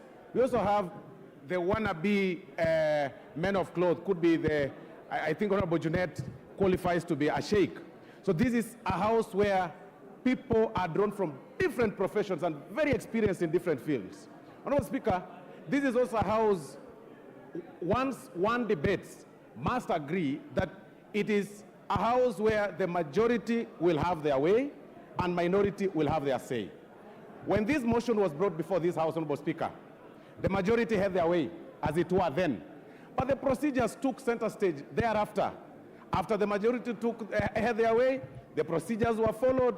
The minority proposed their names. The majority proposed their names. An ad hoc committee was formed, Honorable Speaker, and they had their own elections, where they elected a chair to chair the ad hoc committee. And the chair of the ad hoc committee, Honorable Speaker, the Honorable Naomi Wako, is a reverend, is a person of great integrity, a person that has served this country in her capacity as a reverend, a person that has served this country as a canon, a person that has served this country as a senator, and a person now is serving this country, Honorable Speaker, as the deputy majority whip, Honorable Speaker. And all the proceedings, Honorable Speaker, were in full glare of the camera. We all watched what was happening. It was basically drama. Everything that we were watching, Honorable Speaker, in the proceedings were actually drama. What we were hearing, Honorable Speaker, is similar to what was actually being shown, or rather presented before, or brought before the matrimonial court the other day. And Honorable Speaker, there is no way a house of competence could have admitted the evidence that was brought. There was nothing watertight as it was being presented, Honorable Speaker. And Honorable Wamboka, as much as he tried, of course, in his as a member of parliament under Article 95 to oversight, Honorable Speaker, he did not manage to raise a strong case, to bring a watertight evidence, to grow his, profile by pushing through a watertight case, Honorable Speaker, to have the Honorable Linturi impeached. So, Honorable Speaker, I support the report by this committee because I believe in them, and as the house of debate, a house that believes in strength, a house that believes in procedures, Honorable Speaker, we proceed. It is done. We are now done with the whole thing, and now we proceed with the other, Honorable Speaker. Thank you very much. Honorable Robert Mbui. 3 minutes, so thank you, Mr. condense Speaker. your thoughts. Thank you, Mr. Speaker. Mr. Speaker, Kenyan farmers were duped into purchasing fake fertilizer through NCPB under the full glare and the watch of the CS for Agriculture. Mr. Speaker, a motion was brought to this House to dismiss that CS, and members of the House voted overwhelmingly to get rid of the CS. Then, Mr. Speaker, a committee of the House was put together to go and confirm the report and the vote of the members of Parliament. Unfortunately, Mr. Speaker, the members that were put in the committee, 7 of them went and turned the verdict of 149 members of Parliament. And Mr. Speaker, for the record, only 4 members gave a dissenting opinion. And Mr. Speaker, for the record, the Honorable T.J. Kajwang, the Honorable Yusuf Farah, the Honorable Catherine Omanyo, and the Honorable Robert Mbui stood with the Kenyan farmers and said enough is enough and the CS must go. Mr. Speaker, the reality is this, that when we went to that committee, Mr. Speaker, the committee, instead of carrying out investigation as was told by this House, the committee went and turned itself into a Supreme Court of Parliament of Kenya, presided over, Mr. Speaker, by the Lady Justice Naomi Wako. And Mr. Speaker, the rest of us became judges. Mr. Speaker, the question we're asking is this: is the committee of the House supposed to operate like a court, or are we supposed to continue operating like a committee of the House? Order, Honorable Mbui. Honorable Mbui, I did guide you, and you are a member of the committee. I told you you are quasi-judicial. Rules of evidence apply, limitations on hearsay apply, and everything that pertains to proceedings in a judicial court applies. You are quasi-judicial. Thank you, Mr. Speaker. We are quasi-judicial, but we became a court of law. Mr. Speaker, there was one major issue that we noted, that there were key witnesses that Mr. Speaker was supposed to have been called. The Constitution anticipates that we call witnesses. The standing orders of this House and even the rules of the committee were allowing us to call members to come and give witness evidence. Mr. Speaker, unfortunately, two key witnesses, the PS for Agriculture and the COO of one of the companies that is supposedly mentioned in this fake fertilizer scandal, were actually not called. Honorable Mbui, as a member of the committee, you are truly being wiser after the event. Honorable John Paul. John Paul, 3 minutes. You better compose your thoughts quickly. Give John Paul the mic. There you are. Thank you very much, Mr. Speaker. Mr. Speaker, I stand to support the report from the committee and to commend, Mr. Speaker, their good work which they did within 10 days, Mr. Speaker. It is commendable that within 10 days, Mr. Speaker, the committee was able to gather evidence and to interrogate both the parties, Mr. Speaker. And today, Mr. Speaker, it has come to limelight of Kenyans, Mr. Speaker, that the one CS medical Linturi is clean, Mr. Speaker. And Mr. Speaker, I urge members, when the motions such as this, Mr. Speaker, is brought before this House, Mr. Speaker, it's good for any member who is bringing such motion, Mr. Speaker, of impeachment to do due diligence, Mr. Speaker, and gather enough evidence, Mr. Speaker, which can get maybe the minister with the mistake which, Mr. Speaker, they already seen he has. So, Mr. Speaker, this committee consisted of the competent members, Mr. Speaker, who are capable of interrogating the CS, Mr. Speaker, and they were able to bring forth, Mr. Speaker, to this honorable House, Mr. Speaker, that the CS is clean.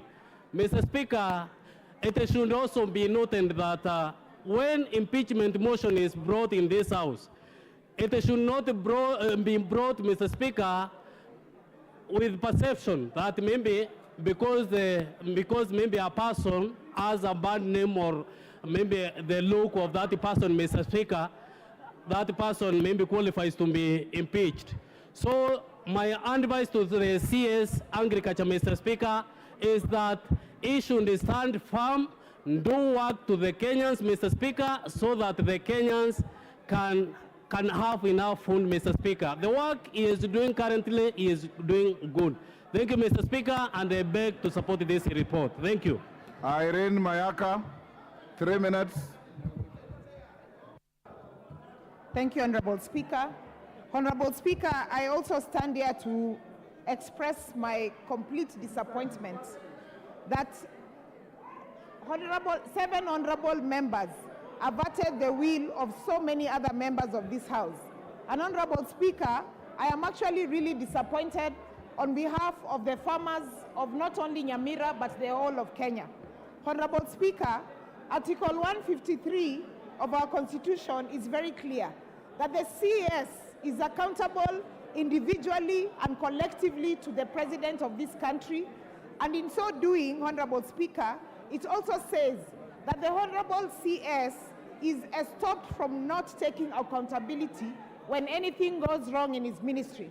Honorable Speaker, the CS cannot run away from the fact that the ultimate responsibility actually stands with him.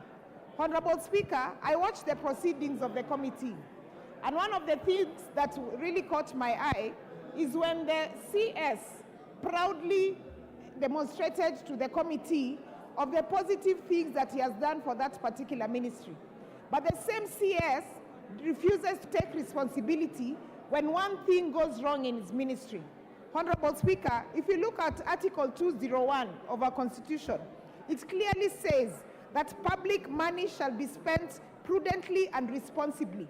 It does not make sense, therefore, Honorable Speaker, why money that was allocated to one particular part of the department was reallocated to NCPD and therefore used in a manner that was not prudent. I do not understand, therefore, Honorable Speaker, how the Select Committee, the 7 of them, decided that this CS was not culpable of the crimes that he committed. Honorable Speaker, I would also like to state this, that the Article 43 of our Constitution is very clear. It says that every person has a right to free access of food, but not only food, but that food that is actually of good quality. Honorable Speaker, the CS in his admission said that out of the 3 million bags, that only 3,000 bags were actually fake fertilizer, and that they withdrew this from the people.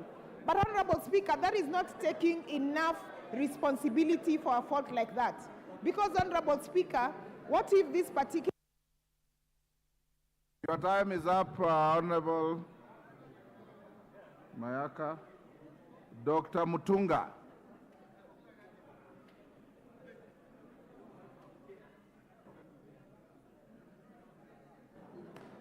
Thank you, Honorable Speaker, for the opportunity to speak on this motion. You have Speaker, 3 minutes. Honorable Speaker, as the chair of the Committee on Agriculture and Livestock Development, I am sure the House knows that you have been making an inquiry on this issue. Honorable Speaker, I understand the feelings of the members. This is the first motion of impeachment that we've had. I was there in the last time, there was none. In this time, there is one. But, Honorable Speaker, the law and the Constitution is very clear. And I wish to thank you for invoking, going beyond the provisions of Article 152(9)(a), giving us an opportunity to comment on this motion, even if the business has already been done. Honorable Speaker, as a committee, we have not completed our work. And I want to put it correctly, Honorable Speaker, that the mover of the motion approached me, and I told him the business is not yet done. It would have been prudent to wait until we finish with the report, bring that report to the table of the House, and then the mover would have looked at this report and made a decision whether there is anything that would probably stand the impeachment trial. So, Honorable Speaker, in my very considered opinion, this motion was taken in haste. We should have taken more time so that we consider the report when it is brought before the House. Honorable Speaker, our committee, or my committee, has been looking at the entire scope of the subsidy program, and we have unearthed many issues. But this was done in full glare of the media. And that, I believe, is the reason why the members of this House believe there was something wrong with this particular issue, that Honorable Linturi had committed a crime. Honorable Speaker, I think it would have been good to wait for the report. Finally, Honorable Speaker, as we move forward as a House, we cannot make decisions based on things that we cannot substantiate, things that we cannot fully address and give evidence. I do stand, Honorable Speaker, to support the 7 member and state the fact that we have always made decisions in this House, we have made decisions at the committee level, we have made decisions at the board level, and there is always voting. The number that is more than the other takes the day. Your so time it is is up. not really the numbers. It is basically the decision of the committee. And you have been generous enough to give us an opportunity to comment. Honourable Speaker, the report will be laid on the table of this House, and the House will look at the report and see what has gone on. Because we are not looking at individuals, we are looking at the entire... Otienda Amolo. Thank you, Mr. Speaker. Mr. Speaker, this, in the majority opinion, has singularly failed Kenyans and must carry a badge of shame on behalf of this House. For the avoidance of doubt, Mr. Speaker, Kenyans must know that the 6 members of the Kenya Kwanza MPs in the team and their surrogates in Jubilee all voted to save the minister. It is only the 4 from Azimio who stood with Kenyan farmers. And so the farmers of Kenya must know who between Kenya Kwanza and Azimio are truly their friends. Mr. Speaker, it is good that Parliament spoke and spoke in a bipartisan manner. So we as a House have indicated, but the committee has failed to respect the House as a whole. In proper democracies, the vote by Parliament in itself should have invited resignation by the minister without even waiting for the committee to do its work. But we are not in a proper democracy under this regime. Mr. Speaker, what now must save farmers is the action by the President. The President can act and reflect the wishes of this House by the stroke of a pen. He does not need this House to resolve that issue. Mr. Speaker, secondly, it must be noted, and some members had questioned the wisdom of Article 152. Article 152 mirrors Article 167 in terms of the procedure for removal of a judge. Only that in that article, the Judicial Service Commission plays the role we played, and the tribunal plays the role that the committee did. It is expected under the Constitution that the committee would be a quasi-judicial committee that will look into the merit of the issue. Unfortunately, Mr. Speaker, the committee, most of its members went with a preconception because they'd already spoken here against that motion. And instead of therefore exercising independence of mind, they went with a fixed thought. Mr. Speaker, we must learn a lesson. Number one, we should not allow the majority leader to sabotage such a motion as he did in this case. Number two, Mr. Speaker, the mover should be the one to suggest the names of those constituting the select committee. And more importantly, number three, Mr. Speaker, we should ensure that the members are knowledgeable, they have integrity, and they are independent. Thank you, Mr. Speaker. Thank you, Honorable Otienda Amolo. Rindikiri. Thank you, Mr. Speaker. You have 3 minutes. I like to support the verdict that has been passed by the Select Committee led by their chairman, Madam Waku. Mr. Speaker, I want to remind this House, every year we celebrate what is called Easter. Mr. Speaker, during crucifixion of Jesus, the multitude called for crucifixion of Jesus, and they said, let's release Barnabas. Mr. Speaker, what we are hearing now is people calling for crucifixion of Jesus and saying release Barnabas. Mr. Speaker, we cannot pretend as a House. I am very saddened to hear the Vice Chair of this committee, a man of respect and a mentor, disowning the sittings. Mr. Speaker, Mr. Vice Chairman sat for that committee for 3 days, including the report lighting, and at no single time did he withdraw from the position of Vice Chairmanship. Mr. Speaker, the decision of the Chair and the decision of the Vice Chair are one and the same. So we cannot play for the public gallery. Mr. Speaker, we cannot dictate terms as what the President of this Republic should do. Mr. Speaker, Mide Karintoli, cannot be sacrificed for doing what is good. Mr. Speaker, Mr. Dole did not say these 3 charges be brought against him. Mr. Speaker, the mover, first of all, he totally failed to prove the case himself. The failure of this, the failure of the mover of the motion, he brought matters that he could not even himself substantiate.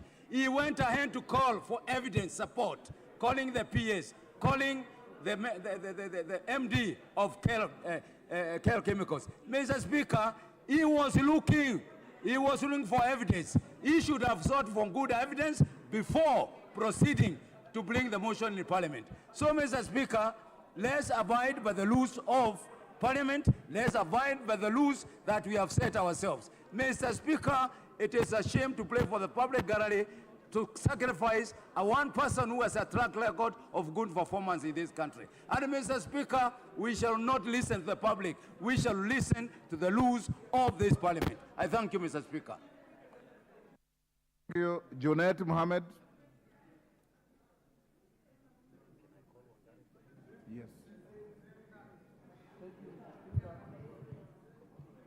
For avoidance of doubt, I ask your leaders, and this happens in every democracy, on certain issues, the leaders have a discretion to tell the Speaker who they think should speak for them on a matter. Speaker, Mr. Speaker, they are your leaders. Today is a sad day, indeed very sad day for our country, Mr. Speaker.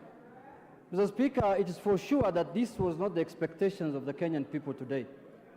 They expected an indictment, because, Mr. Speaker, what happened in this country by supplying fake fertilizer to the public, to Kenyans, Mr. Speaker, is a very grievous matter, Mr. Speaker. And for us to exonerate a cabinet minister who presided over that, Mr. Speaker, is also a very, very sad thing, Mr. Speaker. Mr. Speaker, we have won the battle, but we have lost the war. Why do I say so? Since the inception, Mr. Speaker, of the new constitution, this is the first time an impeachment of a cabinet minister went through the second stage.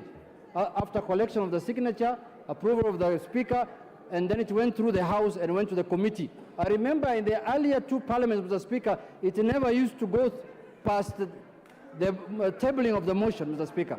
So we have made a progress, and I want to thank Honorable Wamboka, who remains a hero, Mr. Speaker, in this country, for taking the initiative to save the Kenyan farmers, Mr. Speaker. If you watched, because the proceedings were live on TV, Mr. Speaker, what Honorable Linturi was talking about, instead of telling Kenyans how fake fertilizers found itself in the market, he talked about the famous episode, the soap opera of his love gone bad, Mr. Speaker, with the Honorable Keitani.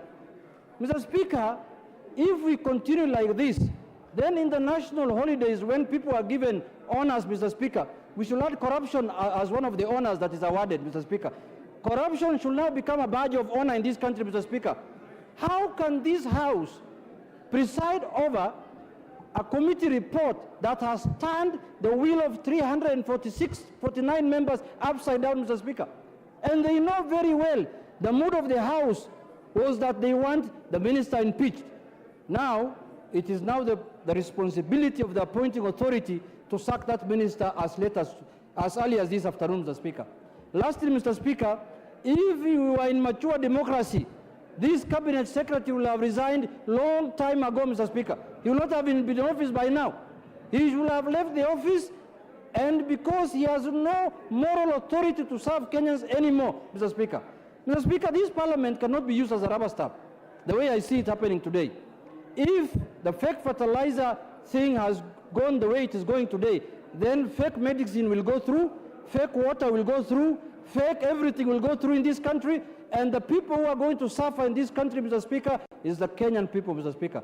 If we were elected, and this is not what the Suna East people today expected, Mr. Speaker, when I saw the constitution of the committee that was done by the majority leader,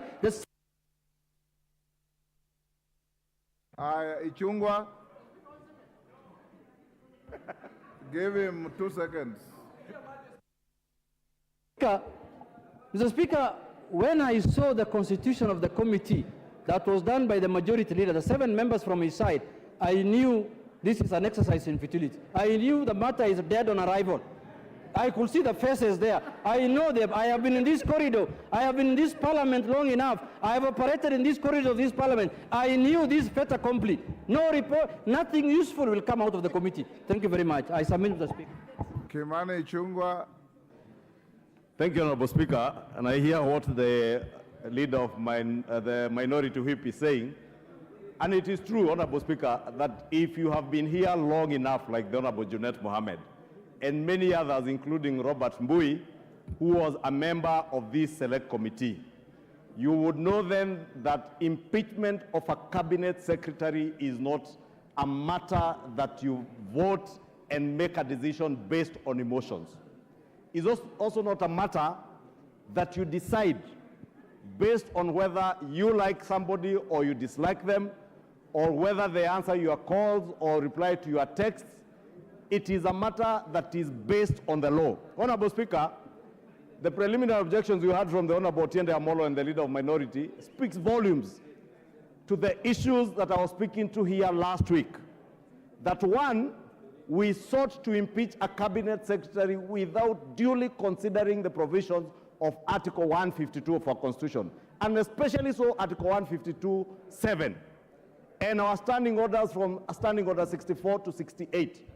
Honorable Speaker, you remember me advising the Honorable, the sponsor of the motion, the Honorable Wamboka, that if I were him, I would have been patient to allow conclusion, a logical conclusion of the inquiry by a committee of this House under the leadership of the Honorable Mutunga, the Committee on Agriculture, that I would have been patient to allow investigative agencies to investigate and see if there's culpability on either the cabinet secretary or any other public officer before proposing an impeachment motion. Honorable Speaker, this report, as you said, it is good for academics. And it is important that all the 349 members of this House read that report so that they understand that impeaching a cabinet secretary can never be anchored on our feelings, our emotions, and whether we like somebody or dislike them. That we must ensure any time you want to impeach a cabinet secretary or a public official, it is based on what is provided for in law. Was there particularity in the allegations in that motion? I submitted the Honorable Speaker last week that the motion was laden with generalities and newspaper articles, and therefore would never have passed the test of time if you subjected it to the provisions of the Constitution, our own standing orders, and indeed precedents that has been set by courts of law. And I pointed out the famous Wambora cases, because Governor Wambora, Honorable Speaker, you remember, is one of the public officers that were impeached more than any other public officer. And therefore, I want to urge members, Honorable Speaker, that this becomes a lesson to learn for us as a House. If we propose motions to impeach cabinet secretaries for the sake of it, we will make this House extremely impotent. We will become impotent because we are acting at the whim of the moment. We are not patient to get substantive issues that can truly impeach a cabinet secretary. I look forward to a day, Honorable Speaker, that under the provision of our 2010 Constitution, we will offer meaningful oversight over cabinet secretaries, that we shall take our work seriously as a House, and we make sure, Honorable Speaker, that if we do an inquiry like we were doing, Honorable Speaker, we base all our deliberations on facts and not emotions, Honorable Speaker. I hope, Honorable Speaker, that this report, when we read, we will be able to internalize the reasons as to why those who say that all the allegations are not substantiated, the reasons and the reasoning behind it. Honorable Speaker, I know there are those who have expressed their minority opinion. And Honorable Speaker, I had a brief look at that report, and it is all based again on emotions and what they want to say are perceptions.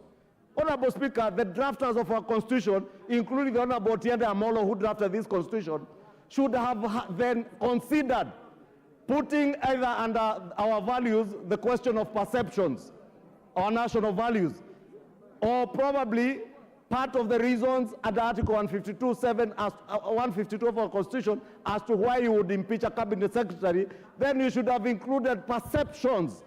But our laws, our Constitution, our standing orders do not offer us an opportunity to impeach a cabinet secretary or any other public officer on the basis of perceptions.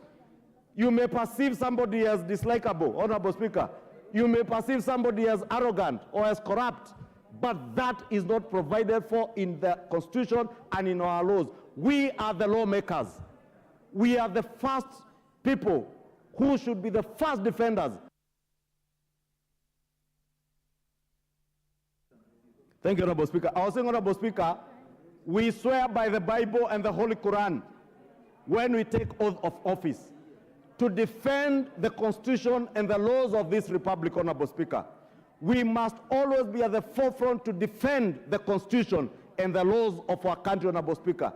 So that tomorrow, Honorable Speaker, if the Honorable Junet Mohammed gets the opportunity to serve as a cabinet secretary, I will not seek to impeach him on the basis of my perceptions that are not objective at all. That I will seek to impeach the Honorable Junet on the basis of his performance and that which is provided for under our Constitution. Honorable Speaker, it is easy to speak to the gallery, to speak to the media, Honorable Speaker, because the media are saying this and that. I have seen lawyers saying that members of parliament, if the 11, somebody tweeted that the 11 members times 5 million shillings is the basis on which this motion will be decided, Honorable Speaker. And it's a very senior counsel in this country, Honorable Speaker. It is shameful and unfortunate, Honorable Speaker, that a lawyer, an advocate of the High Court, a senior counsel, would be speaking to issues, Honorable Speaker, that any Kenyan who was watching the deliberations of this committee under the full glare of the public or of the media, Honorable Speaker, there was nothing that could be substantiated. The Honorable Wamboka could not substantiate anything, Honorable Speaker.